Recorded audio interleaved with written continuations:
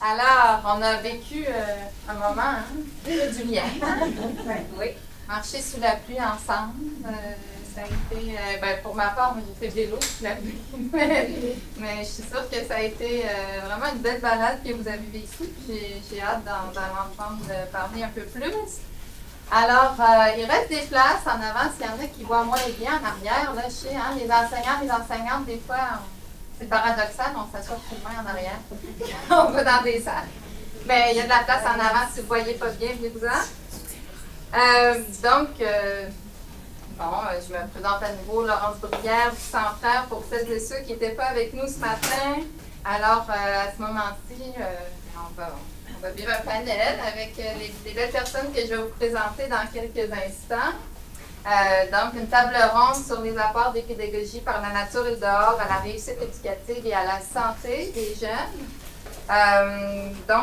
Cet événement-là, il est enregistré pour diffusion ultérieure sur la chaîne YouTube du Centraire. Alors, vous pouvez toujours référer des collègues à cet enregistrement-là, si vous le souhaitez. Ça sera disponible dans une semaine ou deux, j'imagine, sur notre chaîne.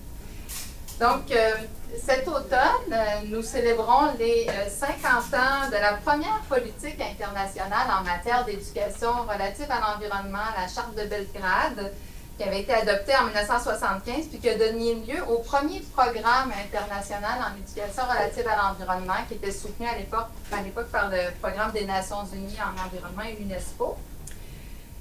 Depuis, l'intégration de l'éducation à l'environnement dans les curriculums scolaires, elle s'opère quand même relativement lentement. Hein? C'est pour ça aussi qu'on est réunis ici ce matin. Il y a certains pays comme l'Argentine, la Colombie qui ont développé des politiques publiques vraiment inspirantes en matière d'éducation à l'environnement, mais ces initiatives-là, elles restent quand même marginales. Donc, devant l'urgence de plus en plus criante de repenser notre rapport à l'environnement, au vivant, des instances internationales dont l'UNESCO, l'ONU, même l'OCDE ont réitéré ces dernières années le besoin d'intégrer l'éducation relative à l'environnement dans une diversité de contextes éducatifs, donc formels, non formels, mais en particulier à l'école. Puis même les deux derniers rapports du GIEC, le groupe intergouvernemental sur l'étude du climat, ont d'ailleurs fortement insisté sur le rôle crucial de l'éducation relative à l'environnement en ce qui concerne le développement d'un sentiment d'appartenance au vivant, une pierre angulaire de l'engagement. Puis, le développement d'une pensée écologique systémique et la capacité d'agir et de produire des changements. Donc, c'est bien documenté. Maintenant, si on va sur la scène internationale, si on arrive au Québec, on a notamment un référentiel de compétences, le dernier qui est paru en 2020, à la fin de 2020, un référentiel pour la profession enseignante, auquel les programmes universitaires de formation à l'enseignement viennent de se conformer, mais c'est dommage parce qu'on n'a pas de levier dans ce référentiel-là. Hein. Il y a une phrase qui fait mention à la fois des enjeux du numérique et des questions environnementales, donc ça, c'est... on ne peut pas avoir tant d'accroches là-dessus. Puis, cette question-là du rapport à l'environnement, elle est aussi peu présente dans le programme de formation de l'École québécoise avec lequel on travaille depuis 2001. Dans les domaines généraux de formation, il y en a question, mais il reste que l'enseignement est saucissonné en discipline, ce qui fait que c'est pas si évident. C'est dans ce contexte que la Coalition Environnement et Éducation Éco-Citoyenneté a développé une stratégie québécoise en matière d'éducation relative à l'environnement, puis on va y travailler ensemble à enrichir cette proposition de stratégie dans le forum qui va suivre la table ronde. Dans cette stratégie-là, il est notamment question de favoriser l'expérience fréquente et signifiante du rapport à la nature pour son vaste potentiel pédagogique, en s'inspirant entre autres du courant de la pédagogie du dehors. Donc, il est question d'une éducation dans, par et avec la nature. Donc, ces pédagogies par la nature et le dehors englobent un éventail d'intentions et de propositions pédagogiques. On a pu en vivre quelques propositions ce matin au Mont-Royal. Puis, il y a un ensemble d'organisations et de personnes aussi qui se mobilisent, qui déploie des initiatives en contexte d'éducation formelle et non formelle pour offrir des expériences signifiantes en nature et dans le milieu de vie. Alors, en même temps qu'on assiste à une certaine démocratisation de l'expérience en plein air par vos belles initiatives, puis celles d'autres organisations qu'on connaît bien, on se trouve dans un contexte de pénurie de personnel enseignant et accompagnant, puis aussi dans une période où les ressources dédiées au réseau de l'éducation sont insuffisantes. On le voit dans les journaux de jour en jour. Donc, à ce portrait-là s'ajoute l'importance grandissante qui est accordée à la réussite éducative. Et donc, c'est une des raisons pour laquelle on a fait cette recension d'écrits qu'on a présentée ce matin dans les présentations par affiche. Puis Marie-Pierre va nous en parler un peu plus dans la table ronde. Au point où il y a une loi qui est entrée en vigueur au Québec pour mettre sur pied un Institut national d'excellence en éducation qui a vu le jour à l'été 25 et qui est dédié à la réussite éducative, à la réussite des élèves. Donc, cet institut il promeut l'adoption de pratiques dites efficaces, de pratiques probantes par le personnel enseignant. Puis en outre, le ministère de l'Éducation a publié un nouveau référentiel sur le bien-être de l'élève, dont les orientations doivent être intégrées au plan d'engagement vers la réussite des centres de services scolaires et au projet éducatif des établissements. Donc, on peut y voir une prise là, à ce nouveau référentiel pour favoriser les pédagogies par la nature et dehors à l'école. En comité organisateur de l'événement, on a identifié un autre levier pour soutenir ces pédagogies par la nature, qui est la stratégie nationale de prévention en santé. Tu nous l'as pointé, hein, Véronique. Donc, cette stratégie 2025-2035 du ministère de la Santé et des Services sociaux, qui vise à ce que la santé et le bien-être de la population soient au cœur des choix collectifs et individuels à chaque étape de vie, en spécifiant bien que les milieux de l'éducation portent à cet effet une responsabilité déterminante. Donc, avec cette table ronde, on souhaite porter un regard critique, constructif sur ce leitmotiv-là de la réussite éducative, tout en discutant des différentes manières dont les pédagogies par la nature et dehors peuvent participer à la mission de l'École québécoise au bien-être, à la santé et à l'épanouissement des jeunes. Alors voilà, c'était pour mettre la table. Et sans plus tarder, je vous présente nos panélistes. Donc, Muriel Bontemps, elle détient un baccalauréat en enseignement primaire préscolaire, ainsi qu'une maîtrise en intégration scolaire. Durant plusieurs années, elle a travaillé comme orthopédagogue et comme enseignante au primaire et au préscolaire. Maintenant, depuis 2017, elle a développé un intérêt et une expérience en enseignement à l'extérieur. Ses formations à la Frost Forest School et en mentorat de la nature l'ont amenée à chercher comment intégrer le dehors à l'enseignement de toutes les matières et au développement de toutes les compétences du PFEQ, le programme de formation de l'École québécoise, de la maternelle jusqu'au 3e cycle du primaire. En cette 17e année d'enseignement, au CSSDM, Muriel œuvre dans le quartier Villeray auprès de 3 classes de maternelle avec qui elle explore la pédagogie par la nature. Alors, merci beaucoup d'avoir accepté notre invitation à faire partie de cette table ronde. Véronique Landry est titulaire d'un doctorat en sciences de l'environnement, au cours duquel elle a étudié les conceptions de la santé chez les Anishinaabe et les Cris. Véronique a aussi œuvré comme conseillère pédagogique en sciences et technologies avant de faire le saut chez M361, une organisation qui appuie le développement des saines habitudes de vie. Elle travaille aujourd'hui à titre de conseillère en transfert des connaissances ou, parmi ses multiples implications, elle anime régulièrement les webinaires 100 degrés. Donc, vous connaissez sans doute bien l'organisme. Passionnée de pédagogie en plein air depuis longtemps, elle s'est impliquée dans la création d'une école alternative ouverte en 2017 dont le programme pédagogique est axé sur le plein air et la nature. Sur cette table ronde, nous accueillons aussi Patrick Daigle, qui est titulaire d'une maîtrise en éducation et qui est membre du Centre de recherche interuniversitaire sur la formation et la profession enseignante, le CRIPFE. Patrick enseigne l'éducation physique depuis plus de 25 ans et est chargé de cours au baccalauréat en éducation physique. Il cumule également des expériences variées de formateur en plein air et de guide de tourisme et d'aventure au Québec et ailleurs dans le monde. Il était en canot, pas plus tard qu'il y a quelques jours, avant hier.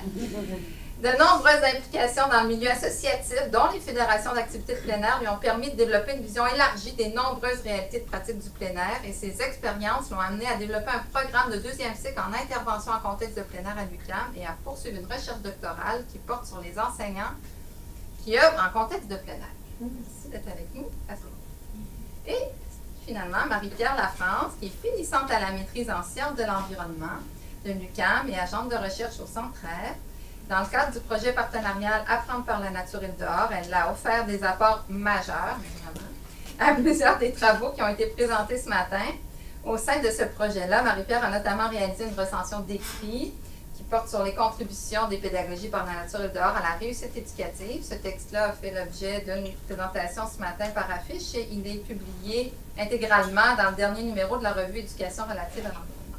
Marie-Pierre, elle est également la coordonnatrice de la coalition Environnement, Éducation, Éco-citoyenneté avec Hugues Asselin. Alors, voilà, il va être question davantage des activités de la coalition dans notre prochaine activité. Alors, sans plus tarder, déjà peut-être poser des éléments conceptuels qui vont nous aider à mieux discuter ensuite de quelle réussite éducative est-ce qu'on parle. D'accord? Puis, bien, c'est sûr que dans cette recension d'écrits qu'on a fait l'hiver dernier, Marie-Pierre a été amenée à définir ça. Donc, peux-tu justement nous présenter qu'est-ce que c'est exactement la réussite éducative, puis est-ce qu'elle est à distinguer de la réussite scolaire et comment? Oui, c'est important de distinguer les deux parce qu'il y a beaucoup de personnes qui vont confondre la réussite scolaire et la réussite éducative. La réussite éducative, c'est, en fait, la conception, la réussite scolaire fait référence aux notes obtenues, puis aussi à la diplomation. Donc, c'est vraiment l'acquisition de connaissances qui va évaluer le parcours scolaire des élèves, alors que la réussite éducative va faire plus largement référence au développement global de la personne. Donc, sur les plans physiques, intellectuels, affectifs, social et moral. Dans les statistiques qui sont souvent médiatisées par rapport à la réussite, on va souvent parler du taux de diplomation. Donc, ça apporte un peu de confusion à ce niveau-là, c'est pour ça qu'on l'associe à ça. On voit aussi, par exemple, dans la politique sur la réussite éducative, publiée par le ministère de l'Éducation, que même si on choisit le terme réussite éducative, donc que c'est supposé être par rapport au développement global de la personne, par exemple, la déclinaison des indicateurs pour évaluer les objectifs vont souvent être liés aux notes ou au taux de diplomation. Donc ça témoigne d'une conception de la réussite éducative qui est très étroite. Ça peut être perçu comme davantage axé sur la performance scolaire, donc peut-être pour former une main-d'œuvre plus qualifiée pour le marché du travail, plutôt que pour le développement du plein potentiel de la personne. Donc, la vision de la réussite éducative, comme on l'a présenté vraiment dans notre recension, c'est une vision qui va sortir la réussite éducative de cette visée instrumentale-là pour vraiment prendre en compte, oui, la réussite scolaire, la persévérance scolaire, mais aussi le développement de compétences transversales et aussi le bien-être physique et psychologique des élèves. Donc, ça fait un petit peu le tour de la mise en table. Donc, est-ce que vous auriez des éléments à ajouter dans votre propre conception? Parce que ça, c'est qu'est-ce qu'on peut retrouver dans la littérature, puis la manière dont nous, on a envisagé ensuite de ça la réussite éducative, c'est dans une perspective englobante, mais que ce soit avec des collègues, des discussions que vous avez eues ou dans votre propre pratique, est-ce qu'il y a des éléments que vous auriez aimé à apporter en complément de ces réflexions-là? Ben, même, je pense, au-delà même de réussite éducative, réussite scolaire, on pourrait même philosopher sur réussite. Ben oui. Mais je trouve que aussi, comme la réussite, souvent, que ce soit éducative, scolaire, on l'aperçoit, je pense, comme un objectif à atteindre. Alors que, tu sais, dans le fond, ça serait intéressant qu'on capitalise sur le chemin puis le parcours pour y arriver à cette réussite qu'on définit comme on veut la définir. C'est peut-être un élément de nuance. Ah oui. Moi, je peux me permettre, je pense qu'il faudrait faire un sondage, mais la majorité des profs vont aller vers une vision de la réussite éducative qui est très large. Je connais peu d'enseignants qui ont une vision purement utilitariste de l'école. Donc, je pense que ça rejoint beaucoup les intentions des enseignants. Puis là, en parlant des intentions, évidemment, on parlera au fur et à mesure de l'enseignement, apprentissage à l'extérieur. Mais ça va faire partie du nombre. Oui, ben, je suis d'accord. Là, vraiment, la seule affaire que je rajouterais, c'est que la réussite éducative, c'est seulement. C'est pas juste les enseignants qui sont responsables de ça, c'est comme la société, les parents, les voisins. Alors, c'est le rôle de toute la société, puis c'est toute la société qui a besoin de changer pour quand même promouvoir la réussite éducative, versus le scolaire qui vraiment. Bon, on regarde que c'est. On pense que c'est encore le domaine de l'école, spécifiquement. On lui attribue beaucoup de responsabilités souvent. Ouais. À l'école, tu penses? Ouais. Bien sûr. L'école fait tout. Hein. Puis ce que tu viens d'évoquer, ça montre que l'école devrait être tournée vers le milieu dans lequel elle s'intègre, puis puis question d'une éducation aussi tout au long de la vie, qu'on apprend avec les élèves, qu'on apprend des élèves, il y a cette dynamique-là aussi. Ben, selon vous, là, ma question s'adresse à vous quatre, là, c'est quoi les possibilités qui sont offertes par ce discours de la réussite éducative? Éventuellement, on pourrait discuter de limites qui sont associées peut-être à ce référentiel-là, mais envoyez-vous des possibilités en ce qui concerne le déploiement des pédagogies par la nature et dehors? Ben, moi, je vois beaucoup de potentialités. Je le vois dans le milieu, tu sais, les enseignants, les gens qui ont à cœur le développement de l'enfant, de l'élève, ben, ils vont aller vers des initiatives. Là, il y a 1 million d'initiatives différentes. Là. Il n'y a pas qu'en plein air. Il y a un prof qui monte une activité, que ce soit une parade de mode, peu importe.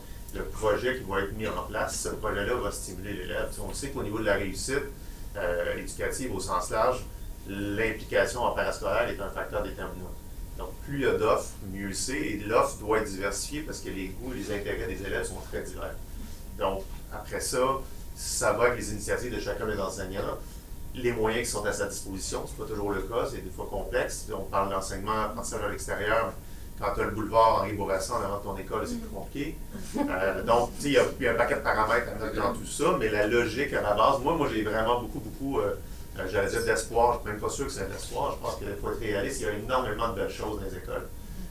Parfois c'est complexe parce qu'on a des barrières ou des enjeux financiers ou autres.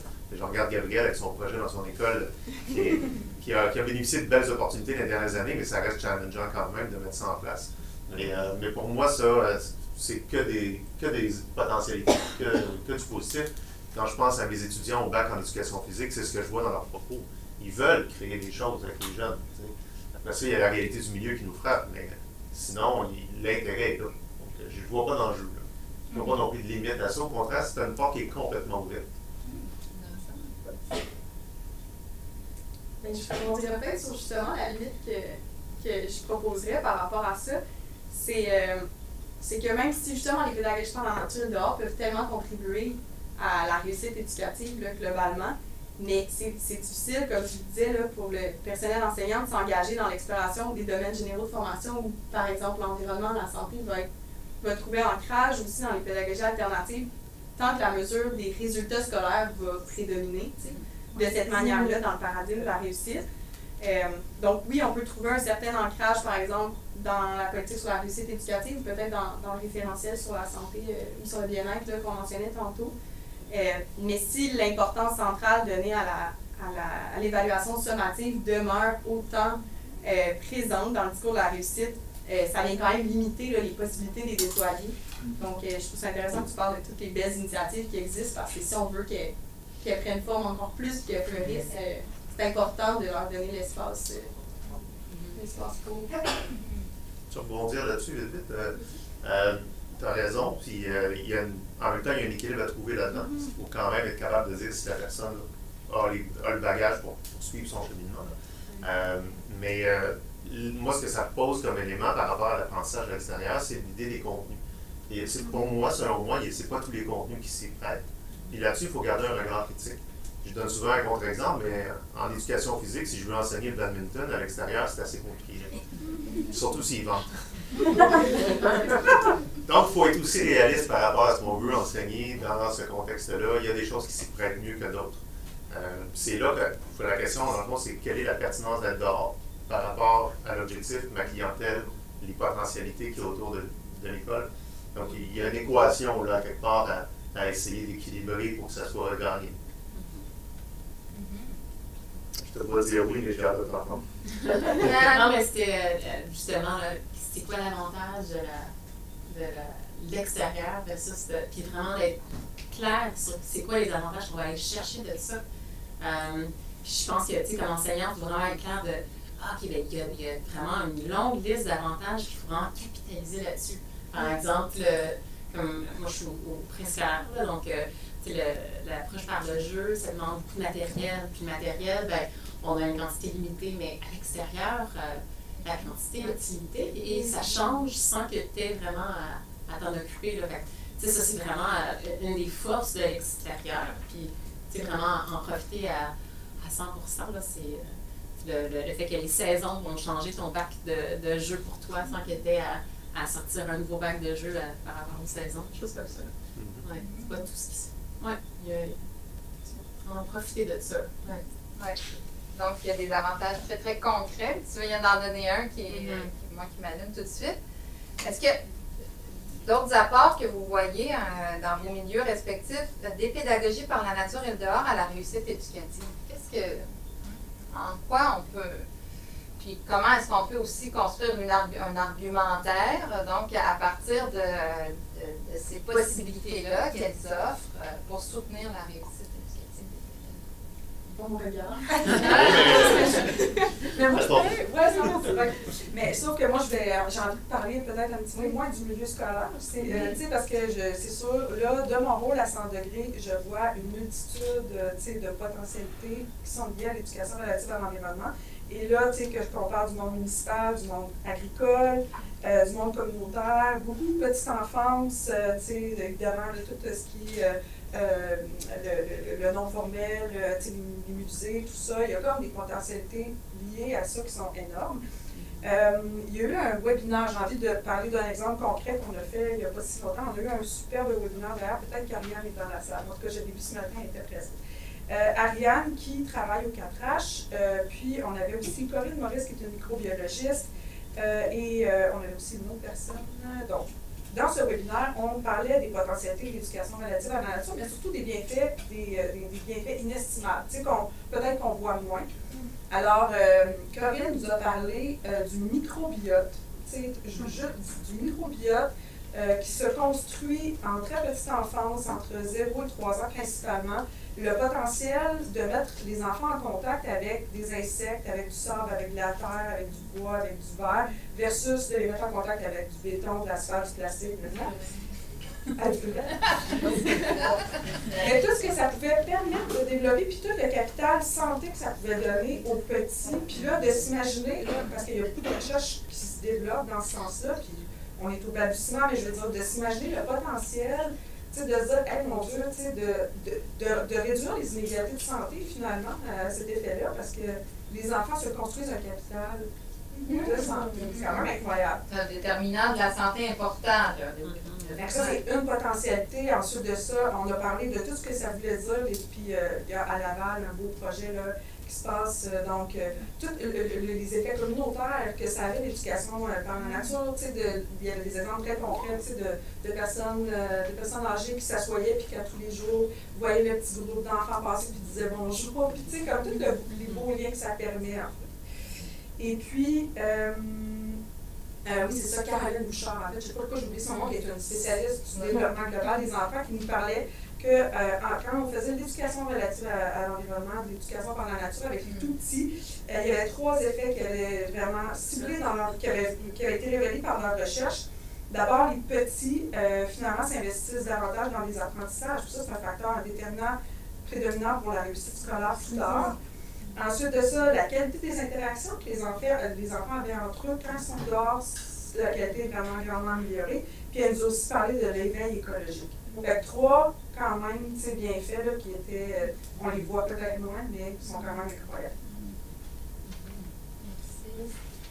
Moi, je vois tous ces avantages-là au préscolaire. C'est vraiment l'idéal, mais je pense que ça devrait être au primaire aussi, là, au premier cycle, tout ça, c'est que la réussite scolaire empêche parfois de passer autant de temps à l'extérieur.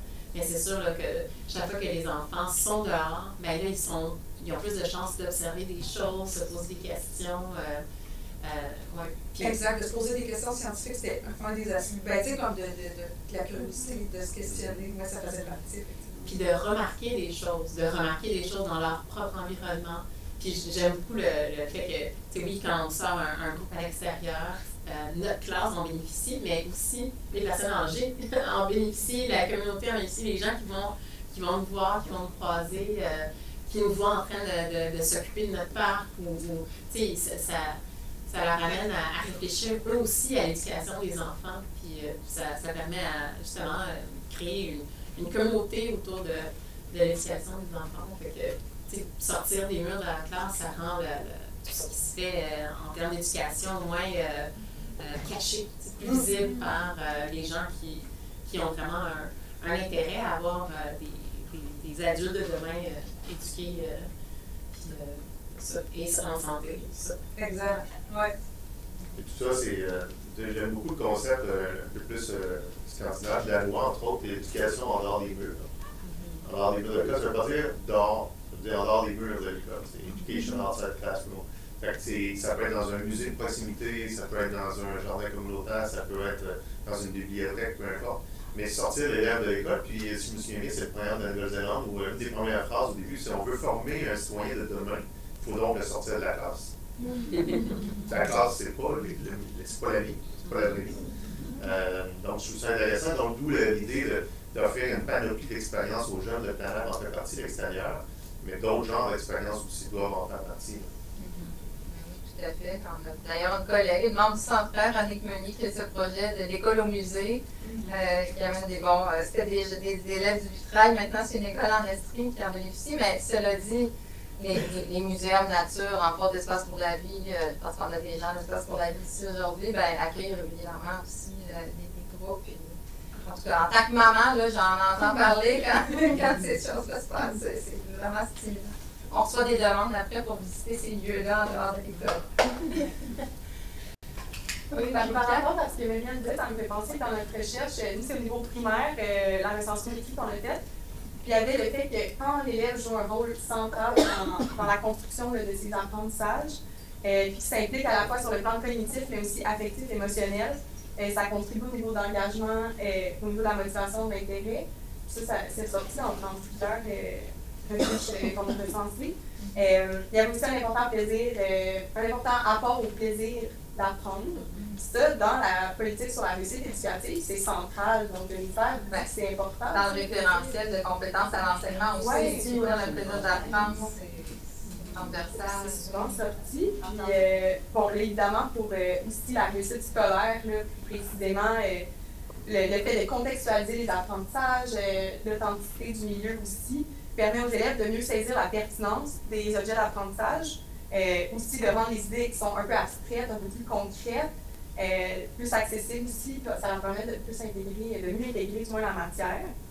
Puis il y avait aussi, par rapport aux compétences transversales, tantôt je disais les trois paliers un peu, il y a le développement de la pensée créative justement, ça ressemble à ce que tu disais, ce qui sortait des recherches, c'est le fait que dans l'enceinte scolaire, c'est très contrôlé, il y a beaucoup de contraintes qui sont imposées, là, de sortir dehors, c'est un espace ouvert, il y a beaucoup de matériaux disponibles, ça sollicite la créativité, l'imagination. Au niveau primaire aussi, pas juste préscolaire. Il y a le développement même de compétences d'analyse systémique, prise de décision, résolution de problèmes, la structuration de l'identité aussi, ça sortait, donc plus pour la confiance en soi, découvrir ses forces, ses limites. Donc, le sentiment d'efficacité personnelle aussi, ça ressortait souvent. Là, je peux en dire d'autres, mais je sais pas si... Ce que tu évoques des derniers points, ça me fait penser qu'une des choses que j'observe avec l'enseignement dans un contexte qui est autre que celui de la classe. L'éducation physique, nous, on a une réalité qui est différente, c'est qu'un gymnase, ça bouge. Une classe, j'ai enseigné les maths en début de carrière, donc ils sont tout assis à la même place chaque cours, c'est assez standardisé. Mais à l'extérieur, il y a plus cette structure-là qui impose une place définie. Et donc, les interactions sociales sont beaucoup plus fortes à l'extérieur. Ça, c'est l'élément qui, je pense, qui est un élément important. Donc, on parle de la réussite éducative, mais la socialisation au travers de ça, c'est important. Donc, la gestion de conflits. Mais ça amène aussi un espace de... Souvent, on parle des fois dans certains écrits, ils parlent d'un troisième temps d'enseignement, qui est un temps informel. C'est celui où on fait nos déplacements, par exemple, qui amène à parler de n'importe quoi qui émerge. On entend quelque chose, on voit quelque chose, ça suscite une question, on se met à jaser de plein de trucs avec les élèves. Donc, la relation prof-élève est vraiment différente au fur et à mesure qu'on travaille à l'extérieur ou dans les contextes déstructurés un peu comme l'extérieur. On voit beaucoup dans les travaux de recherche aussi que ça permet de connaître ses élèves autrement, puis les élèves apprennent à connaître les enseignants autrement. Donc, ça le permet dans ce tiers-temps dont tu fais mention, mais aussi à travers les activités qui peuvent se déployer. Muriel, tu fais beaucoup ça dans ta pratique. Est-ce que tu peux nous relater, par exemple, est-ce qu'il y a des types d'activités que tu aimes répéter parce que tu dis, wow, ça a vraiment des bénéfices, je l'observe d'année en année. Oui. Bien, il y a une chose qu'on a mentionné, c'est quand les enfants redemandent pour aller quelque part parce qu'ils ont été avec l'école. C'est l'école qui est en train de dire, OK, visiter le parc Frédéric Bach, qui est à 10 minutes à pied de chez moi. L'école trouve ça important. Ben moi, je veux y aller avec ma famille. Ça, c'est comme un exemple de vraiment un impact positif sur l'enfant lui-même, son sentiment d'appartenance à la communauté, mais aussi sa famille, puis il va aller traîner ses parents, ses frères et sœurs. Donc, c'est ça, c'est un avantage. Sinon, une expérience signifiante que je remarque, que je fais régulièrement, c'est il y a toujours les expériences les plus significantes que je remarque, c'est ceux qui sont collés sur les intérêts et les jeux des enfants. Et souvent, c'est ceux qui sont simples et qu'on peut les refaire plusieurs fois pour vivre différents bénéfices de l'activité. Puis ça serait ramasser les déchets au printemps. Ça, c'est vraiment venu des enfants eux-mêmes qui trouvent des déchets au parc. On va à ce parc-là pour jouer. Puis qui trouvent des déchets au parc, qui les ramassent, qui les collectionnent, ils trouvent des trésors. C'est pas un trésor de la nature, mais pour eux, c'est quand même un trésor. Puis donc, au printemps, à la fonte des neiges, c'est là que les déchets ils ressortent au parc. Fait que, tu sais, avec les pinces à barbecue, je les envoie à ramasser les déchets, puis là, on met ça dans des plats quatipoques, puis là, on dénombre le nombre de déchets, puis là, quand on a 100, ben là, on peut mettre ça aux poubelles, puis c'est quelque chose qu'on fait juste en début, c'est routinier, puis on le fait à chaque fois. Puis chaque fois que je recroise des enfants par la suite, ils me parlent de ça, de ramasser les déchets, puis c'était comme une expérience qu'ils aimaient. Je pense que c'est le fait qu'on le faisait plusieurs fois de façon routinière, puis que les autres voyaient ça, que les autres utilisateurs du parc nous voyaient s'occuper du parc, des choses comme ça. Parce que c'était souvent autour de la fonte des neiges, c'est la journée de la Terre. Souvent, les enfants sont exposés à toutes sortes de livres sur protéger la planète et tout ça, mais là, ça leur donne vraiment comme un moyen pour eux de faire quelque chose de vraiment concret. Parce que ça serait comme une idée de l'apprentissage que je trouve qui est vraiment collé sur les intérêts de l'enfant, leur jeu, puis qui est dans le milieu lui-même. À l'école de ma fille, c'est un hit, ça. C'est une éducation physique qui fait faire ça d'année en année. Puis là, ça se parle, les enfants étonnés.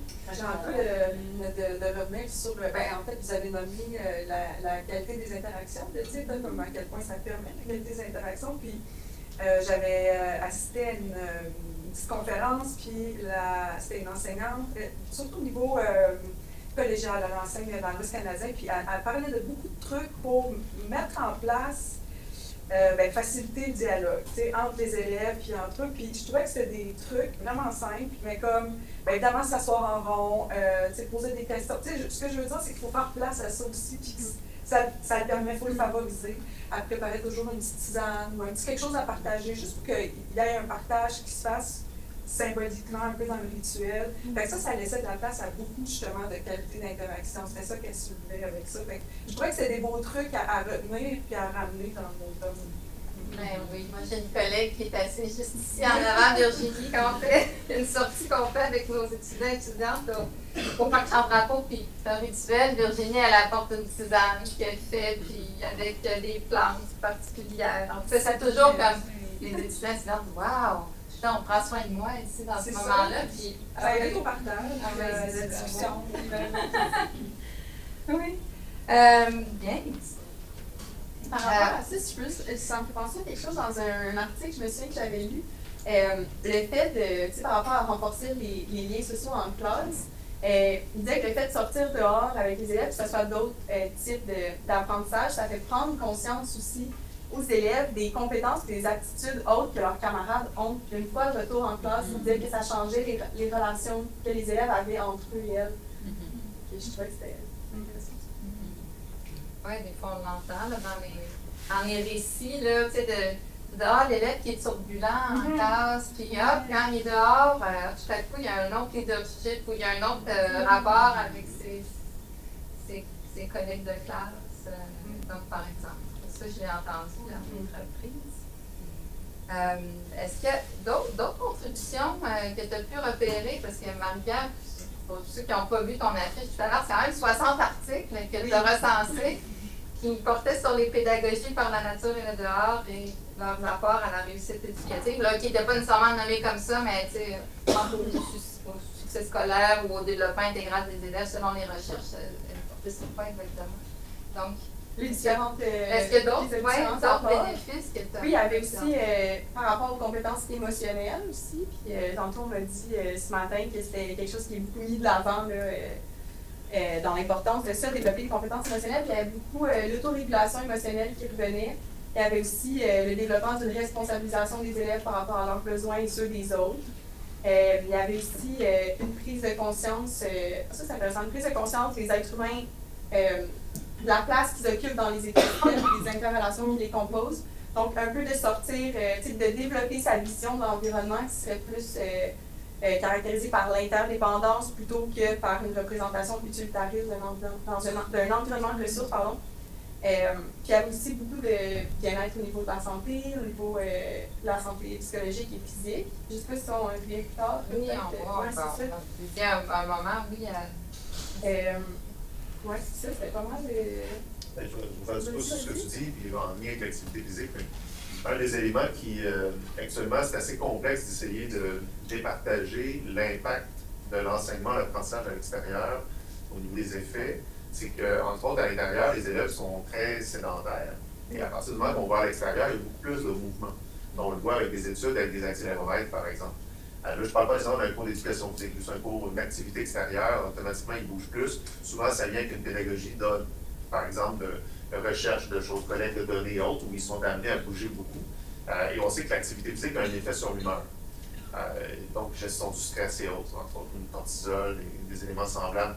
Donc là, est-ce que c'est le fait d'être dehors ou c'est le fait qu'ils sont en mouvement? Parce que là, depuis une quinzaine d'années, les élèves bougent de moins en moins. Je dis une quinzaine d'années, c'est l'arrivée des tablettes. L'utilisation massive des technologies à l'intérieur, donc en classe, les tablettes, les écrans qui s'utilisaient moins par le passé, donc les écrans blancs, les écrans tablettes et autres. Donc les élèves sont plus sédentaires qu'avant à l'intérieur. Et là, l'enjeu, est-ce qu'en allant à l'extérieur, c'est le fait qu'ils bougent ou c'est le contact nature? Donc ça, c'est un des défis au niveau de la recherche actuellement. On n'est pas capable de départager l'effet des deux. Il y a beaucoup de choses qui pointent vers l'effet de l'activité physique. Maintenant, c'est là qu'il y a vraiment un enjeu. Il y a des recherches, par exemple, qui regardent est-ce qu'il y a un impact au niveau des couleurs, par exemple.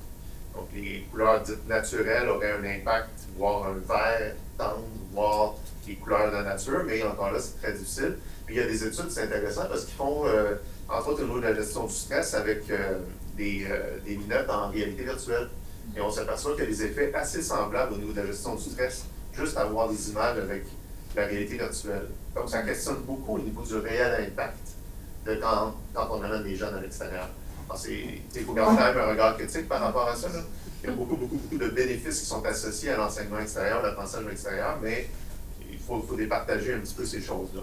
Ça fait aussi partie justement des limites de notre recherche, pas juste par rapport pour l'activité physique, mais aussi pour tous les autres apports que j'ai nommés là, tantôt, parce que c'est difficile de départager justement. Souvent, quand on va à l'extérieur, il y a le contexte, il y a le cadre, mais il y a aussi le fait que finalement, les apprentissages vont peut-être être plus axés sur les intérêts des enfants, comme on le disait tantôt. Il va être plus actif dans la construction des apprentissages. Donc justement, c'est difficile à départager si c'est le cadre à l'extérieur ou ça, ou la combinaison des deux, évidemment, probablement aussi. Là. Mais, dans tout, on fait les deux. En attendant de savoir. Oui, puis minimalement, on peut se dire qu'une variété de milieux, c'est quand même agréable. Ben oui, c'est certain. En partant de ça. Ben, si on poursuivait justement sur les bénéfices des pédagogies par la nature dehors sur le plan de la santé. Véronique, bon, je sais que c'était un des aspects qu'on voulait travailler aussi en organisant cet événement-là parce que tu étais sur le comité organisateur. Donc, puis bon, chez M361, là, c'est dans votre ADN de parler de santé. Donc, puis tu as mentionné, Patrick, quelques exemples. Marie-Pierre, je sais que dans les recherches, puis bon, après, peut-être dans des observations vraiment avec les élèves sur le terrain. Donc, J'aimerais ça vous entendre là-dessus, les bénéfices selon vous sur le plan de la santé. Ben, je peux commencer. Bon, on a parlé de on a parlé de définition tantôt de la réussite éducative, de la réussite scolaire. On peut faire le même exercice avec la santé. Fait que, il y a la santé, déjà la santé préventive, santé curative, hein, on est vraiment dans deux. On peut aussi parler, évidemment, santé sur le plan physique, sur le plan psychologique. Fait que, donc, on peut vraiment s'amuser à parler de la santé. Mettons qu'on y va. L'OMS, je ne sais pas si vous avez vu, cet été a sorti un document parlant de l'importance des liens sociaux pour la santé. Donc là, on inclut vraiment l'importance justement des déterminants sociaux de la santé. Ça fait partie de la santé. Puis, alors, là, puis je fais une petite parenthèse à l'effet que, bien évidemment, éducation relative, ça fait partie des liens sociaux, on est dans la création de liens, la qualité des interactions, donc déjà, on favorise la santé à cet effet-là. Là, on a ces définitions-là de la santé, là, qui n'est pas juste l'absence de maladie, qui n'est pas juste. Puis, dans le fond, j'ai envie de mentionner que dans mon doctorat, dans le fond, j'ai étudié, comme tu disais, Laurence, la conception de la santé des Anishinaabe et des Cris. Puis, dans plusieurs nations autochtones en Amérique du Nord, il y a une conception de la santé, une philosophie qui est vraiment axée, qui est vraiment holistique, qui est axée sur. C'est une quête, en fait, c'est une quête d'équilibre, de bien-être, c'est vraiment axé sur l'équilibre des relations. Et il y a une constante, il y a des nuances à travers les différentes conceptions de chacune des nations, mais il y a une constante, c'est le lien au territoire.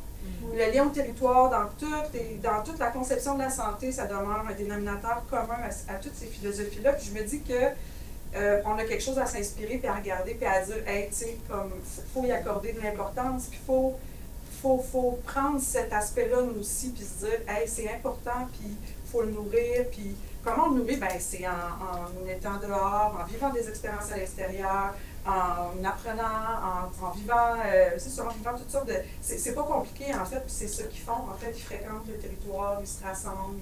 Alors, il faut s'inspirer de ça, je pense, pour élargir notre conception de la santé, puis dire, ça fait partie, c'est un dénominateur sine qua non. Puis, ça, c'est dans des perspectives, différentes perspectives autochtones, qu'on retrouve cette même représentation-là. Puis tout à l'heure, tu mentionnais l'OMS, qui est rendu avec justement il parle d'une seule santé. Hein? Donc, la santé environnementale, la santé humaine, on est tellement interreliés que la santé environnementale et la santé, c'est une seule santé, santé environnementale, santé humaine. Donc, c'est pas que l'environnement bénéficie à notre santé, mais en retour aussi, c'est ça, mais en retour aussi, on a un rôle à jouer important sur le plan de la santé de nos milieux de vie. Oui, c'est important de saisir ces liens intrinsèques-là. Oui, puis on est conscient, je pense, des impacts physique de la qualité de l'environnement. On va rapidement constater qu'on a de la difficulté à respirer s'il y a des fous. Mais sur les impacts psychosociaux, on se rend compte, ça c'est moins évident. On dirait que c'est comme un angle mort, je pense, là, mais ça a aussi une qualité, donc ça aussi c'est à considérer.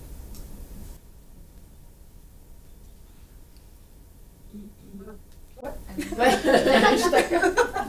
Non, mais j'allais dire aussi pour la santé, là, je remarque aussi que les enfants, quand ils sont à l'extérieur, ils bougent plus, là, puis ils sont juste plus à l'aise. Chaque fois qu'on va dehors, ils développent juste plus leurs habiletés, puis ça inclut aussi l'hiver. Ça, je remarque beaucoup parce que peut-être quand ils sont plus jeunes, on remarque qu'il y a des enfants qui n'ont pas l'habitude de jouer dehors, là, on dirait qu'ils ne sont pas conscients de la glace, puis ils vont partir à courir sur la glace sans même penser à ralentir, des choses comme ça, mais les enfants qui ont l'habitude de jouer dehors, là, ils vont faire attention, ils vont savoir qu'il y a la glace, je vais marcher un petit peu plus lentement. Ils vont faire, c'est peut-être plus au niveau des risques, là, puis tout ça, mais ils font plus attention à leur déplacement, puis tout ça, c'est comme la santé par rapport aux accidents, là, mais ça, c'est une fois que j'avais remarqué. Mais aussi, si on va plus dehors à l'école, en période hivernale, on est peut-être plus tenté après de le faire après l'école et les fins de semaine, alors qu'on sait que c'est là que les niveaux d'activité physique ont tendance à diminuer drastiquement. Ils apprennent à jouer. Oui. C'est ça. Apprendre à jouer dehors, apprendre à s'habiller aussi en fonction des conditions. C'est sûr que là, avec les changements climatiques, ça nous impacte au niveau des comme intervenants. En éducation physique, c'est un questionnement qu'on a beaucoup actuellement. T'amènes pas des jeunes courir dehors s'il y a des particules fines en trop grande concentration. Donc là, j'ai un collègue qui avait une sortie de vélo prévue depuis des années qu'il la font toujours au mois de juin, mais juin, pas l'an dernier, mais l'année précédente, il y a eu une canicule. Donc, annuler la sortie de vélo. Donc, il y a une adaptation là, aux différents changements climatiques. Mais au niveau du bien-être, la santé, là, si on prend sous l'angle de l'éducation physique, c'est sûr que pour le développement moteur, c'est vraiment gagnant d'aller à l'extérieur. L'environnement à l'intérieur est vraiment mesuré, calculé, calibré par les architectes, les ingénieurs. Donc, les jeunes lèvent leurs pieds vraiment minimalement pour se déplacer. Et je l'ai vu, moi, en 25 ans, 30 ans de carrière, là, les habiletés motrices, il y a une perte. Et c'est plus rare maintenant de voir mes étudiants au cégep qui s'empêchent dans des racines quand ils marchent, des trucs semblables, ils s'effoirent d'entraîne, en bon français. Ce que je ne voyais pas avant. Là. Et les mêmes parcours que je faisais à l'époque avec eux, il y a une destination, je vais au Mont Mansfield avec mes étudiants depuis 25 ans. Et les derniers groupes que j'ai amenés là-bas, entre autres le dernier groupe, je ne leur ai pas proposé de faire une montée de nuit. Alors qu'il y a 20-25 ans, c'était régulier que je leur offrais une montée de nuit. Et il y avait plus du 3/4 des étudiants qui venaient, c'était régulier. Et là, c'est l'inverse, c'est le dernier groupe, je n'ai même pas voulu leur proposer. J'ai dit, si je fais une montée de nuit, c'est sûr qu'il y en a un qui va se vautrer d'entre elles. Là, je vais avoir un problème à gérer. Il y a une perte de capacité physique. Et c'est dommage parce que le jeu à l'extérieur nous amène justement à cet élément-là, cette capacité-là, plus développer beaucoup. Et ma collègue ici, Marie-Ève Blanchet, qui travaille beaucoup là-dessus, sur les espaces de jeu non structurés. Donc, elle développe là-dedans. D'ailleurs, elle a un laboratoire vivant à Bromont, à côté du centre de cyclisme de Bromont. Donc, elle est dans cette démarche-là d'études pour voir l'impact du jeu non structuré à l'extérieur sur le développement moteur. Particulièrement chez les jeunes qui ont une difficulté au niveau du développement moteur. Parce que quand ils arrivent dans des parcs structurés, comme on a actuellement dans la majorité des parcs, c'est des parcs qui imposent un minimum de capacité. Par exemple, s'il y a des barreaux pour se tenir, bien, ça implique que l'élève doit déjà être capable de se tenir au préalable. Et donc, il y a déjà là une barrière à ce qu'il le fasse, parce qu'en partant, il n'est même pas capable. Donc, il y a cette idée-là qu'on essaie de déconstruire les terrains de jeu pour avoir des espaces où, justement, il n'y a plus ces... Il y a plus de chacun. chance Ouais, de exact. niveau, puis de... Exact. Tout le monde peut un peu inventer son truc au fur et à mesure dans le jeu. Puis on les voit davantage, ces types d'aménagements-là, Ouais. on les voit davantage dans nos villes. Puis, tu me fais penser, quand tu évoques l'importance de ces expériences-là, l'Association canadienne de pédiatrie, là, il y en a deux, s'était prononcé pour dire qu'on a besoin, quand on est un enfant, d'apprendre à prendre un risque. Donc, de calculer le niveau de risque, puis c'est non seulement bon sur le plan moteur, mais sur le plan psychosocial, ça réduit éventuellement l'anxiété parce qu'on apprend à gérer ces craintes-là. Puis on développe un sentiment de compétence. Oui, puis je rajouterais que ça prend du temps. Puis des fois, on sous-estime la quantité de temps que ça prend. Tu sais, puis il y en a qui vont avoir plus de facilité, fait que ça va se faire rapidement. Ils vont tout de suite comprendre que peut-être qu'ils vont avoir plus de force en habileté motrice, par exemple. Mais il y en a d'autres pour qui ça va juste prendre plus de temps. Fait que plus on leur en offre, ben là, on a plus d'enfants qui peuvent réussir, vivre des réussites. Mais c'est ça, par rapport aux jeux risqués, c'est la même chose. C'est pour ça que je crois beaucoup à l'école dehors pendant le temps scolaire, puis pas seulement avec les services de garde, parce que les services de garde, souvent, il y a des ratios différents. C'est pas, en tout cas, la question scolaire, peut-être c'est différent d'un centre de service scolaire à un autre, mais c'est pas toujours la même personne, ils ont un lien différent. Des fois, c'est un grand nombre d'enfants en même temps qui sont dans le mode de jeu. Mais moi, quand je vais au parc avec juste ma classe de maternelle, je peux me permettre de faire beaucoup plus que si j'étais éducatrice au service de garde, puis je surveille beaucoup d'enfants, puis j'ai pas beaucoup de temps et tout ça.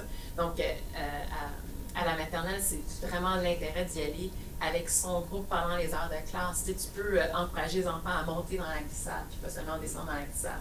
Parce que c'est juste ton groupe, puis tu es en train d'avoir t'es proche d'eux, puis tu es en train d'évaluer les risques au fur et à mesure. Donc, moi, j'y crois beaucoup que c'est ça a sa place à l'école, entre autres, à cause des conditions gagnantes qu'on a en classe. Il y a un retour du balancier en ce moment qui est intéressant, parce qu'on a été à un extrême là, de on ne fait plus rien, il faut leur mettre des bulles autour du corps. Mais là, il y a un retour qui est intéressant, je trouve. En ce moment, on le voit de plus en plus, cette prise de risque-là, qui est dans le propos. Là. Avec, entre autres, le colloque Apprendre à ciel ouvert, on a toutes les clientèles, on a entre autres la clientèle des CPE, petite enfance, et on le voit beaucoup. Il y a énormément d'intérêt pour ce développement-là, donc c'est très positif, je pense.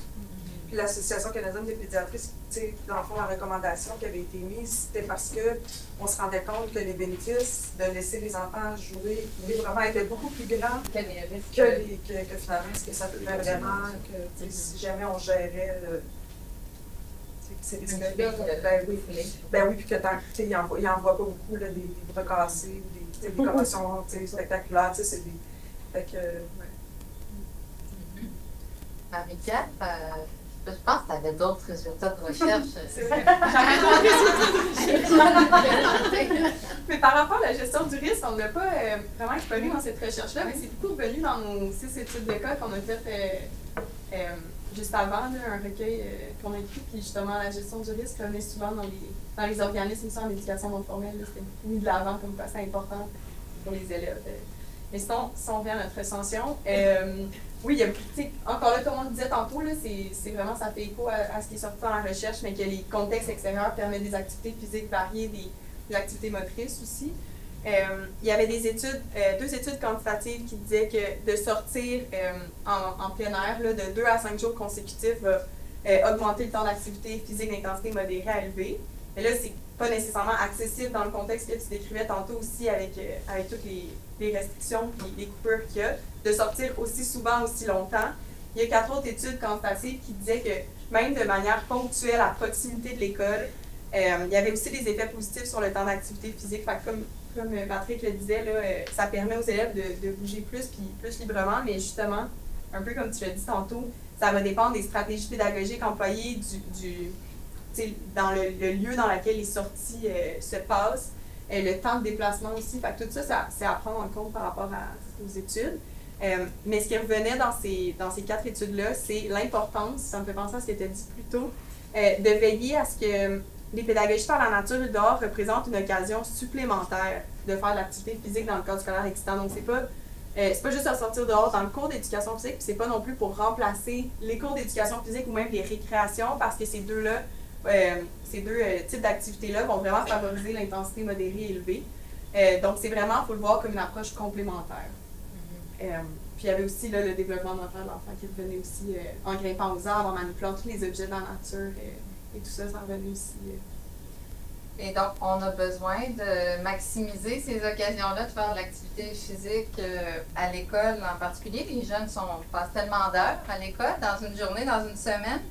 Puis, l'OMS recommande 60 minutes d'activité physique d'intensité moyenne à élevée par jour, donc cumulée pour les 5 à 17 ans. Mais au Québec, les derniers chiffres qu'on a de l'Institut de la statistique, c'est que seulement 19% des jeunes de cet âge-là qui atteignent le niveau recommandé. Ça, c'est des chiffres qui datent de 2019, donc avant la pandémie, tout début. Ça fait qu'on peut se questionner à savoir si aujourd'hui, le portrait serait le même ou, en tout cas, on n'a pas la réponse, mais c'est préoccupant. Donc, ça fait que tu parlais tout à l'heure des habiletés motrices, mais il y a aussi ça, Ils jouent moins dehors. Et le temps, les enfants sont beaucoup transportés par les parents en auto le matin, donc matin et soir. J'ai vu une étude qui est sortie, là, c'était aux États-Unis, mais le temps moyen d'un élève à l'extérieur, d'un enfant à l'extérieur, c'est 8 minutes par jour. Donc, c'est grosso modo le temps entre la maison et l'auto et l'école, c'est grosso modo ça. Donc, il y a vraiment des enjeux de temps passé à l'extérieur. Moi, j'ai un souhait, je fais un petit aparté, là, il y a un regroupement de gens au Québec qui s'appelle la Coalition québécoise du plein air. Et il y a un symposium le 25 novembre pour une vision 2035 du plein air au Québec. Et dans le cadre scolaire, moi, ce que j'aimerais, ce que j'évoque depuis plusieurs années, c'est qu'on vise un 20 de temps extérieur. 20 ça veut dire 1 heure par jour. Il y a 5 heures de classe dans une journée. 1 heure par jour ou une journée semaine. Et là, il faut vraiment être flexible. Une journée qui pleut, la boîte de bout, on ne va pas dehors avec les enfants, c'est correct. Là.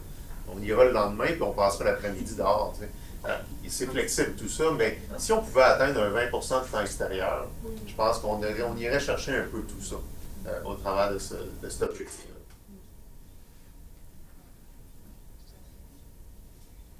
Moi, j'ai envie de l'ouvrir à la salle. À ce moment-ci, vous avez sans doute soit des commentaires, des questions à poser au panel. Donc, je vous inviterai à peut-être vous nommer de quelle organisation vous êtes. Je vous écoute. Il y a une main levée ici. Oui, allô, merci beaucoup pour vos témoignages, c'est hyper enrichissant, j'adore Allô.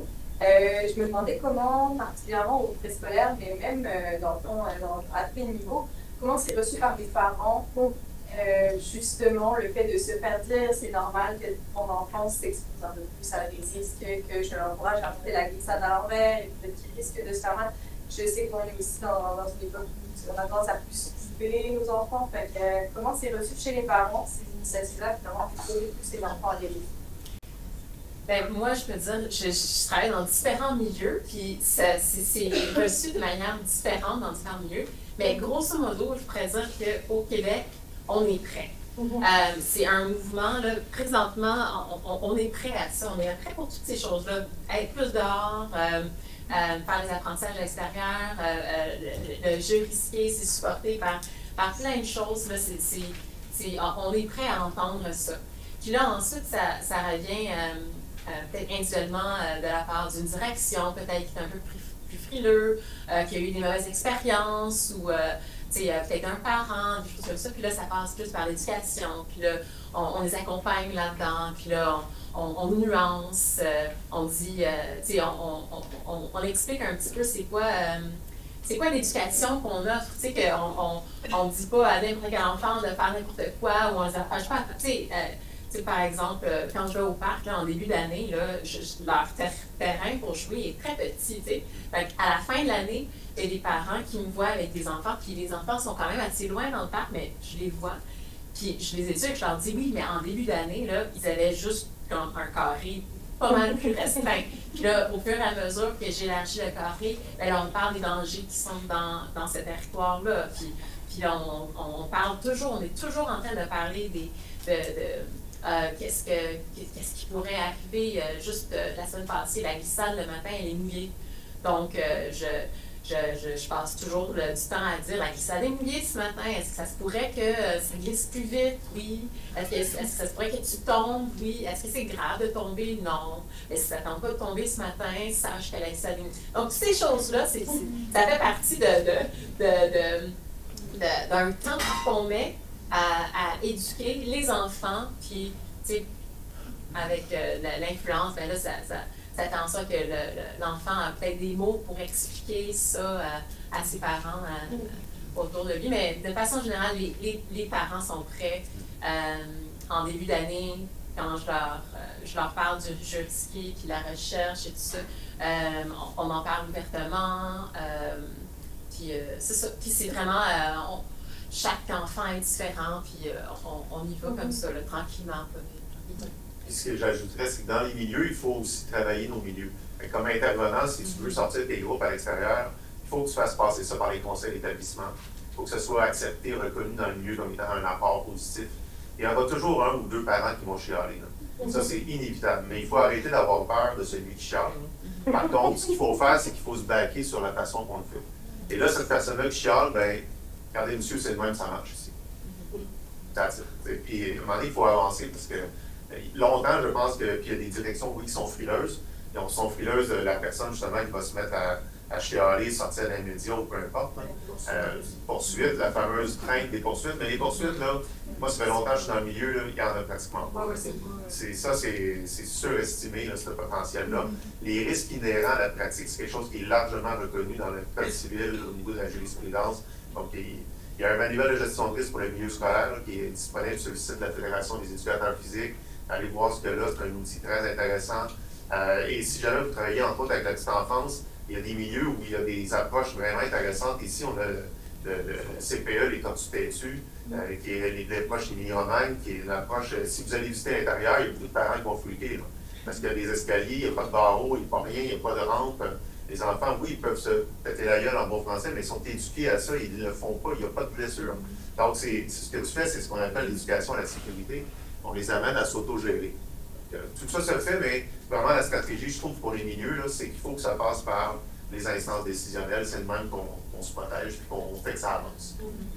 Et juste pour compléter, là, c'est ça là, ce que tu disais, Muriel, l'approche des petits pas, ce que je comprends, c'est encore la meilleure approche pour, autant pour les éducatrices que pour les enseignants. Là, dans le fond, souvent, on n'a pas besoin de dire bon, ben là, je vais faire une super activité, je vais aller dehors toute la journée avec mon groupe. Ça peut être aller au parc d'à côté avec les parents. Quand tu leur expliques tout ça et que tu même, c'est ça l'éducatrice qu'on avait rencontrée, on a fait des cours pour avec le cadre de référence des années Potiron. Dans le fond, le truc, c'était vraiment d'inviter les parents à venir passer 1 heure au service de garde dehors avec le groupe, puis que ça défaisait souvent toutes les appréhensions, les craintes de mon enfant, va-t-il avoir froid, va-t-il avoir chaud, etc. 1 heure, souvent, c'était réglé. Fait que on peut défaire ça rapidement, finalement, souvent. Je trouve ça beau aussi. Je trouve que les 3 témoignages que vous venez de dire, ça fait vraiment un coup à faire confiance à l'enfant aussi. Je trouve que c'est vraiment. Ça me semble vraiment important. Je trouve ça beau. Oui, il y avait Élise qui a une question, puis Gabriel ensuite. Ou un commentaire, c'est peut-être pas une question. Non, c'est une question. Je sais que. Peut-être te présenter, là, je t'ai nommé parce que je te connais. Je m'appelle Élise. Mais encore. Je travaille depuis 10 ans en éducation relative à l'environnement à l'extérieur. J'ai jamais travaillé dans une école, un petit milieu. Je travaille majoritairement dehors. Puis je viens de commencer une maîtrise ici à l'UQAM pour aller dans le Puis je sais que, comme au niveau des jeunes plus âgés, j'ai aussi travaillé avec des jeunes de 18 à 25 ans. Puis je sais que même, je sais que ça existe pour les adultes aussi, que j'arrive à mon point. Le plein air, c'est pas accessible aux personnes queer, aux personnes racisées, parce que on n'est pas représentés. Je ne m'implique pas dans tout le monde, mais les personnes qu'on racise ou les personnes queer sortent pas dehors parce que c'est pas, le parc national de Forillon, c'est pas une place où tu vois ce genre de personnes-là dans l'imaginaire populaire, mais c'est pas non plus une place où tu vois de ce nom-là dans la vie. Fait que là, je me demande, est-ce que dans les études ou dans vos expériences, la pédagogie du dehors, tous les noms que vous leur donnez, est-ce qu'il y a des racines quelque part à l'enfance ou est-ce qu'on peut déjà commencer à changer ce truc-là pour que plus tard dans leur vie, les personnes queer, les personnes racisées, toutes les personnes, je parle des personnes, donc plutôt qui parlent des enfants issus de l'immigration, comme est-ce qu'il y a des choses qui changent? Est-ce que les études montrent des trucs en ce sens qui part à l'enfance? Pas vraiment. Ça fait bien suite à notre cours de la semaine dernière sur la justice environnementale. On est dans ce type de questionnement. Ça part de 1001 petites choses. Juste le fait que tu as mentionné le Parc national de Florion comme étant un endroit où ce qu'on devait faire comme l'enseignement relatif à l'environnement, c'est une mini-façon de dire ou de discréditer tous les personnes issues de l'immigration qui ont pique-niqué au parc Jarry-Dimanche. Ouais. Pique-niquer au parc Jarry-Dimanche autour de l'étang, c'est un accès à la nature. Si tu dénigres ça et si tu mentionnes, si tu fais juste mentionner le parc national de Florion, tu es en train de faire une barrière psychologique ou peu importe. Fait que, ça commence par plein de petites choses. Et on a fait une étude avec le GUQAM il y a quelques années sur le portrait du plein air au Québec par discipline et tout ça. Un des éléments qui sortait, c'est que le deuxième lieu où les jeunes découvrent le plein air, c'est l'école. Le premier lieu étant la famille, deuxième lieu l'école, troisième lieu les camps de vacances. Donc l'école a un rôle prépondérant pour faire découvrir. Quand je dis plein air, là, ça aussi, il faut qu'on déconstruise ça dans l'imaginaire collectif. Je trouve ça intéressant ce que tu dis. Parce que curieusement, le parc Jarry, il y a beaucoup plus d'immigrants qui l'utilisent que de blancs québécois francophones, même si dans Villeray, c'est beaucoup blancs francophones.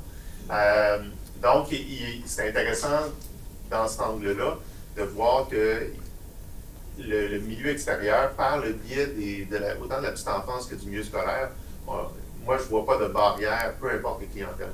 C'est l'opportunité de leur faire découvrir 1001 choses. On verra avec les coupures budgétaires cette année pour tout ce qui est parascolaire, parce qu'il y a beaucoup de projets, de programmes parascolaires en plein air qui vont subir pas les coupures. Hein. Mais par ces programmes-là, il y avait énormément d'opportunités de découverte d'activités de plein air plus éloignées. L'activité de proximité, elle va demeurer. Le prof peut aller dans le parc en face, ça ne coûte rien. Mais c'est sûr que les projets là, de camping une fin de semaine à gauche, à droite, malheureusement, c'est sûr que ça va être impacté probablement à court terme.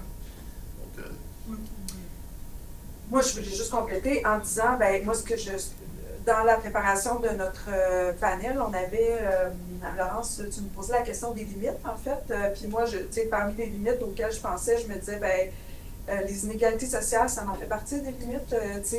On n'a pas des accès égaux à des espaces verts, c'est ça. Fait qu'il y a des barrières certainement économiques, de genre. Alors, ce sont des inégalités auxquelles il faut penser. Même quand on parle de. Je me disais, quand on parle de la réussite, tantôt, j'en ai sur la première question, mais comme la réussite, on la pense souvent à titre individuel, mais il y a même au niveau de la réussite des inégalités qui font en sorte que tu peux pas. Alors, les inégalités, c'est clairement une barrière. Puis l'autre barrière, je pense, c'est de ne pas travailler, parce qu'on parlait de santé et d'éducation, des politiques publiques qui ne sont pas en faveur de l'intersectorialité aussi. C'est une limite. Il faut penser l'éducation relative à l'environnement, pas qu'en éducation. Il faut penser de façon intersectorielle pour que ça percole, puis que ça se vive, puis qu'on chemine vraiment comme société vers un projet comme ça. Puis qu'on démocratise aussi les représentations de ce que c'est que le plein air, puis qu'est-ce que. Donc, ça aussi. Puis donc, ça veut dire à la fois des politiques, puis par le bas, que les groupes sociaux, que les groupes mobilisés amènent des transformations ici dans ce qu'on veut, puis ce qu'on peut. Je rajouterais, tu viens de nommer la représentation, ça c'est vraiment important parce que quand on parle de personnes issues de l'immigration, là, souvent, ça se peut qu'ils viennent d'un milieu plus rural où vous avez accès à la nature de mille et une manières, la ferme d'un oncle ou la plage quand je vais visiter mon cousin, chaque fois que je retourne. Oui, mais chaque fois qu'ils retournent dans leur pays d'origine, par exemple, bien souvent, ils ramènent des souvenirs de leur été. Qu'est-ce que tu as fait? Bien, j'ai passé du temps à la plage, j'ai passé du temps chez mon oncle à la ferme, des choses comme ça. Mais tu as peut-être moins accès à ça dans un deuxième pays. Tu as moins accès à quelqu'un, par exemple, qui a un chalet, tu as moins accès à quelqu'un qui a une ferme, tu vas être moins invité chez des amis qui ont un chalet, une ferme et tout ça, ou qui ont juste un accès à un parc national et tout ça. Donc, puis une fois ici, ben là, ensuite, ça devient la représentation. Comme quand tu as été au Parc national de Florion, est-ce que tu étais la seule personne racisée qui était là? Dans les brochures, quand on fait de la publicité pour ces parcs-là, est-ce que tu vois des personnes issues de la diversité qui sont représentées là? Si tu les vois pas, ben, tu sens pas que tu as la place. Là. Mais tu as la place ou pas que j'arrive.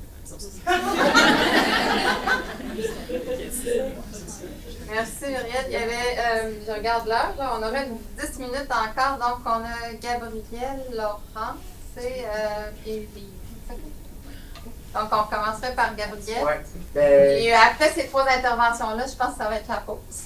C'est essentiellement la même question, mais je vais me présenter Gabriel Lournard, enseignant au secondaire en CCQ, puis je fais aussi une maîtrise de l'UQAM. Donc voilà, et ma question était très similaire à la tienne. Moi, je pense qu'on peut continuer plus loin la discussion aussi, c'est que je constate que dans les quartiers à Montréal, surtout les quartiers défavorisés, l'accès au parc, l'accès nature est vraiment différent que dans les quartiers qui sont favorisés. Je serais curieux de savoir si, y a-t-il des études qui démontrent ça, justement, que dans les quartiers? Parce que si oui, il y a un gros enjeu, on peut full favoriser ça dans ces quartiers-là, offrir plus de visibilité aux personnes migrantes, mais après ça, si eux-mêmes, dans les quartiers dans lesquels ils habitent, il y a peu d'opportunités d'y aller, il y a un enjeu là. Fait que c'est ça, j'étais juste curieux de savoir si... c'est le cas, là. Mais après ça, il y a un historique aussi en termes de développement urbanistique. Ouais. Dans les années 30, les années 20, 30, 40, ben, c'est sûr que les quartiers pauvres, densément peuplés davantage, les quartiers plus riches, puis il y avait de l'espace, puis il y avait de l'argent pour créer des parcs et autres. Donc il y a un historique en arrière de ça, mais c'est une réalité. C'est vrai que il y a moins d'espace vert dans les quartiers historiquement pauvres. Donc, c'est juste un constat. C'est plate, mais on peut dévoiler des maisons, faire un parc, mais c'est un autre. Tout à l'heure, Muriel, tu as mentionné le parc Frédéric Bach.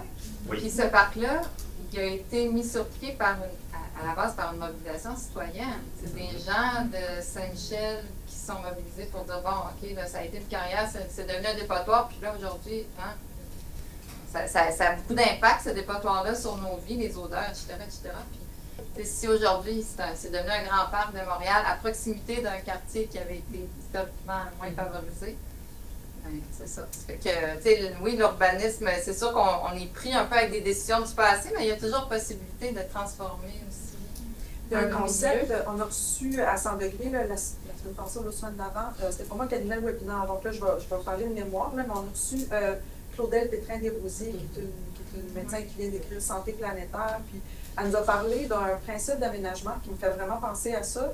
Puis c'est un principe de, là, je vais dire, mettons, 300, en tout cas. Puis, mettons, le concept d'aménagement, c'est par exemple 3 heures, tu es supposé avoir 3 heures à proximité de chez vous. Ensuite de ça, mettons, je vais dire un parc, un petit parc ou un petit îlot de fraîcheur à 30 mètres, mettons, puis après ça, 300 km d'un grand parc. C'est pas exactement ça, mais tu vois un peu le. Fait, puis ça, est-ce que vous l'avez entendu? Non, non, il y a quelque chose dans le 300. Vous écoutez le webinaire, je me rappelle pas exactement. Mais c'était quand même un principe d'aménagement qui faisait en sorte que justement, on vérifiait une certaine équité puis d'accès à la nature.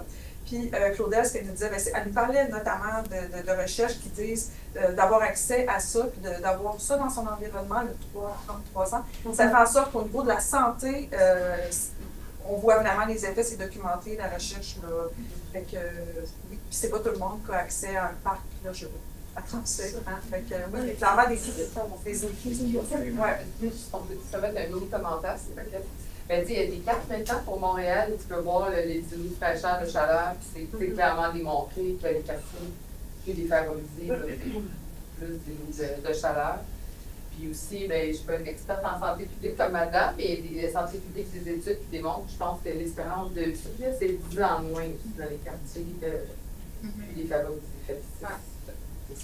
Ça amène des questionnements, est-ce qu'on devrait faire plus, investir plus dans ce qui est là. Je peux juste rebondir dessus. Je travaille avec un organisme qui verdi, justement, on va dans des milieux qui sont vraiment bétonnés. Mais le problème, c'est qu'une fois qu'on les a verdis, après, le niveau de vie, il monte. Donc, les personnes,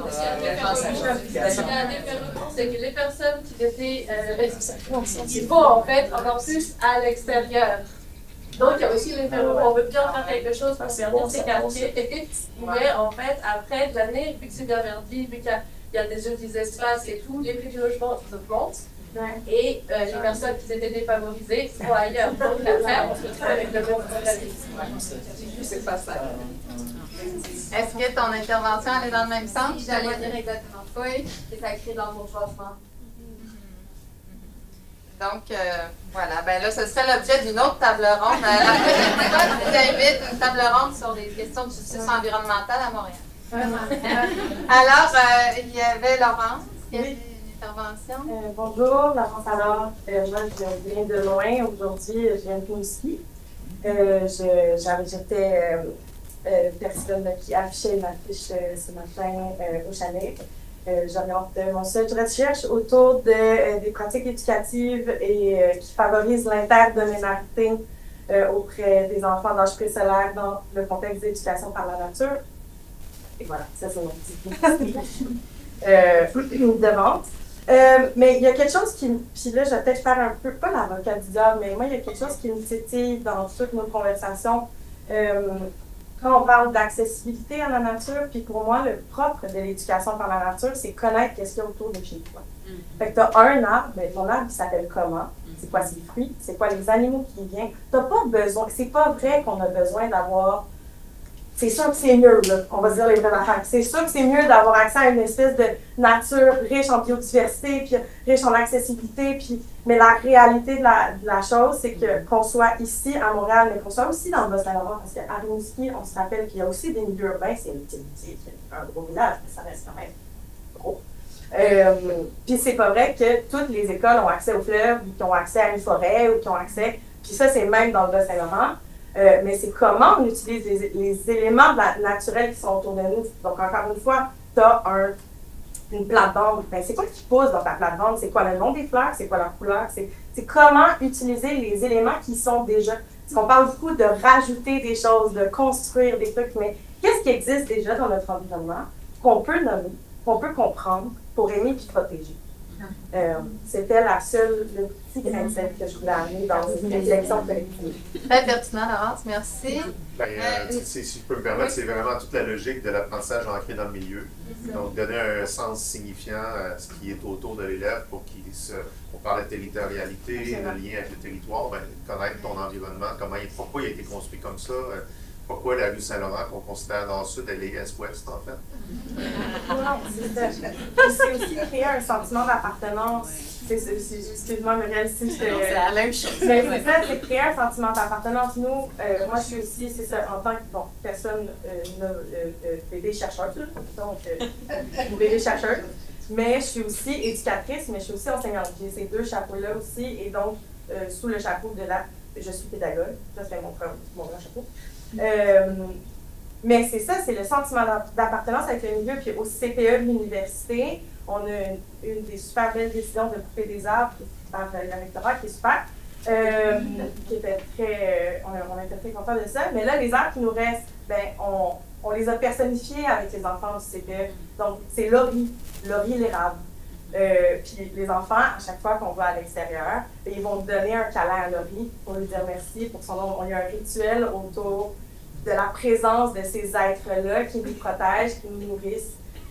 Donc, ce sentiment d'appartenance-là est tellement important pour les jeunes, mais pour nous aussi en tant qu'adultes, pour investir notre territoire, pour utiliser, puis le terme « utiliser », j'ai de la misère aussi avec, mais j'ai pas d'autres mots pour appeler ça, pour justement utiliser l'environnement au mieux de ses capacités pour nous permettre d'acquérir des apprentissages.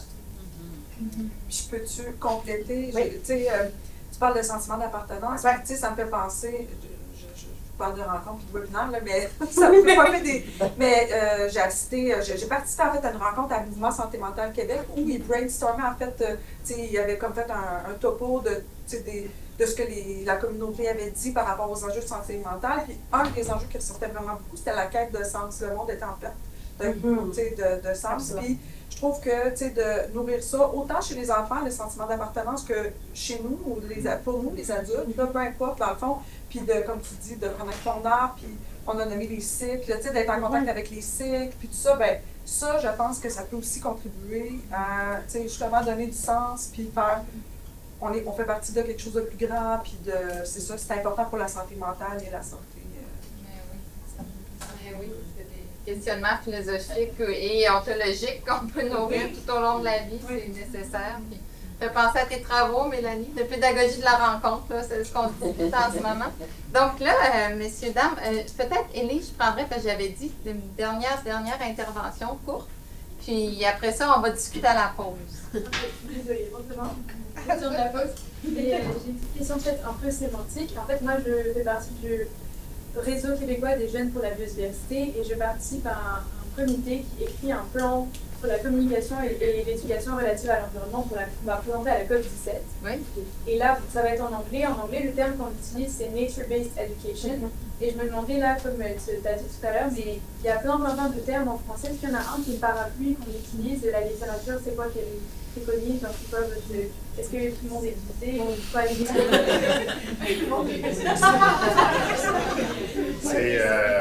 C'est une question insoluble. On utilise au Québec le mot plein air, dans d'autres endroits dans le monde, ça n'existe pas, le plein air. Donc la nature non plus. À partir de quand c'est de la nature, ça c'est tout naturel, fondamentalement. Donc éducation à l'environnement pour nature-based, c'est la meilleure version que j'ai en français. Sinon, éducation ancrée dans le milieu, en parlant du milieu, en étant l'extérieur. Ça, parce que ça couvre tout. Parce que quand on dit éducation en plein air, ben là, est-ce que c'est le plein air comme on l'entend au Québec, loin dans le bois perdu? Il y en a qui entendent juste ça quand on parle de plein air. Plein air de proximité, ben là, on se retrouve dans ces filières-là. Mais non, ça, c'est un débat. Il y a au moins au-delà d'une centaine de terminologies différentes qui couvrent le domaine à peu près, sans parler de tous ceux liés à l'environnement.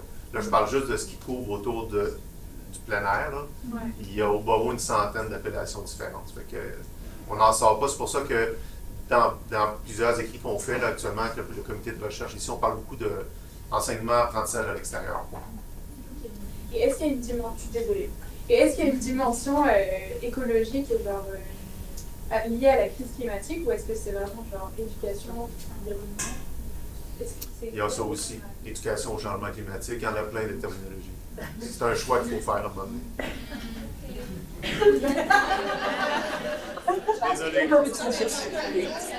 Attendez, s'il vous plaît. Un petit instant, s'il vous plaît. Juste un petit point d'ordre. Donc là, il est 3h moins quart. Donc, on recommencerait ici à 15h. Le forum débute, d'accord? Donc, on prend 15 minutes de pause et on se retrouve pour le forum. Merci.